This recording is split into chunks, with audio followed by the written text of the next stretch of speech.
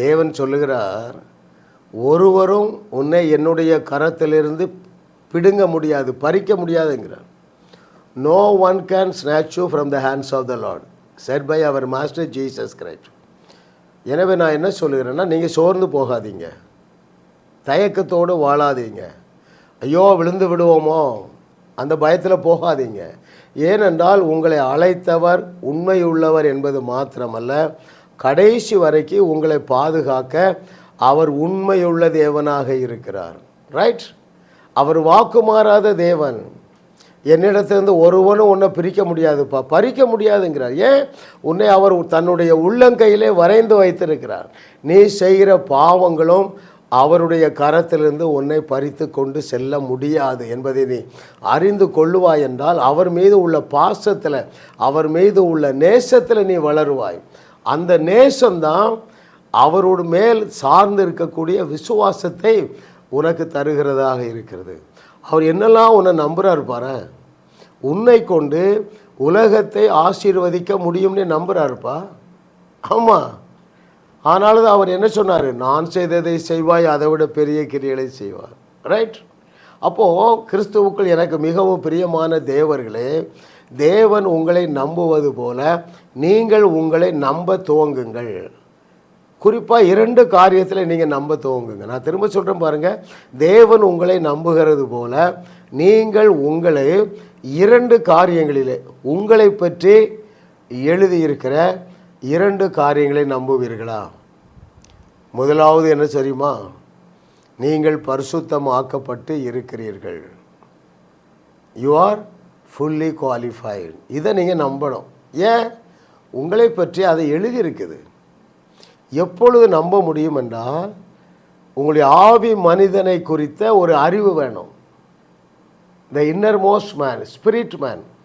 மனிதன் 3 பகுதிகளாக இருக்கிற ஆவி மனிதன், ஆத்துமா மனிதன், சரீர மனிதன். உங்கள் ஆத்துமா மனிதனும் சரீர மனிதனும் கடைசி மூச்சு வரைக்கும் அதில் குறைவு இருக்கும்.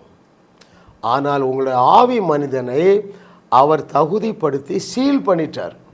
நீங்கள் செய்கிற பாவங்களிலே அது ஈடுபடாத அளவுக்கு அது பரிசுத்தமாக ஒரு பிளாக் பாக்ஸுங்கிறாங்களே, அப்படி அதை சீல் பண்ணிட்டார் பாருங்கள். இதில் நீங்கள் முற்றிலுமாக தகுதியாக்கப்பட்டு விட்டீர்கள். 2வது நீங்கள் எதை அறிய வேண்டும் தெரியுமா? நீங்கள் முற்றிலுமாக வல்லமைப்படுத்தப்பட்டு இருக்கிறீர்கள். அது என்ன முற்றிலுமாக வல்லமை? இயேசு கிறிஸ்துவை போல நீங்கள் பேசினா போதும், பிரச்சனைகள் தீரும். ஒரு உதாரணம் சொல்லட்டுமா? நீங்கள் ஏதோ ஒரு பிரச்சனையை பார்த்து பயப்படுறீங்களா? ஏதோ ஒரு பிரச்சனை தலைக்கு மேலே போயிடுமோ, கேன்சர் 4th ஸ்டேஜிலேருந்து 5th ஸ்டேஜ் ஆகிடுமோ, ரைட்? கடங்காரங்க நம்மளை தூக்கிட்டு போயிடுவாங்களோ. அப்போது அந்த பயத்திலிருந்து விடுதலை பெறுவதற்கு நீங்கள் பேசும் பொழுது இயற்கைக்கு அப்பாற்பட்ட வல்லமை வெளிப்பட்டு அந்த பயத்தை வெளியே கொண்டு வந்துடும். இயேசுவின் நாமத்தினால் நான் பயப்பட மாட்டேன். பயமே போவலியே, சந்தேகமே போவலியே, கவலையே போவலியே, சோர்வே போவலியே என்று உங்கள் நாவினாலே நீங்கள் கட்டளையிட்டு பாருங்கள். அந்த க்ஷணப்பொழுதிலே வெளியே போயிடும். அது போயிட்டாலே உங்களுக்கு விசுவாசம் வந்துடும். நீங்கள் தொடர்ந்து என்னுடைய செய்திகளை கேட்கிறதுனால உங்கள் விசுவாசம் பெருகி கொண்டே இருக்கிறதுனால விசுவாசிக்கிறவர்களுக்கு எல்லாம் கிடைக்கிது. அவ்வளோதான். ரைட்?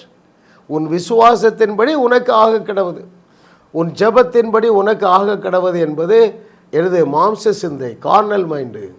உங்கள் விசுவாசத்தின்படி உங்களுக்கே ஆகும் என்று கர்த்தர் சொல்லுகிறார். எனவே நீங்கள் என்னுடைய செய்திகளை தொடர்ந்து கேளுங்கள். இப்பொழுது இருக்கிறதை போல சிறையிருப்பில் நீங்கள் இருக்கவே முடியாது. ஏன்? வாக்கு பண்ணப்பட்டு இருக்கிற அத்தனை வாக்கு தத்தங்களையும் நீங்கள் லகுவாக விசுவாசிப்பீர்கள். உங்கள் விசுவாசம் விண்ணை தொடும். விசுவாசிப்பவர்களுக்கு எல்லாம் கூடும் என்று சொன்னவர் எள்ளளவும் பொய்யுரையாத இறைமகன்.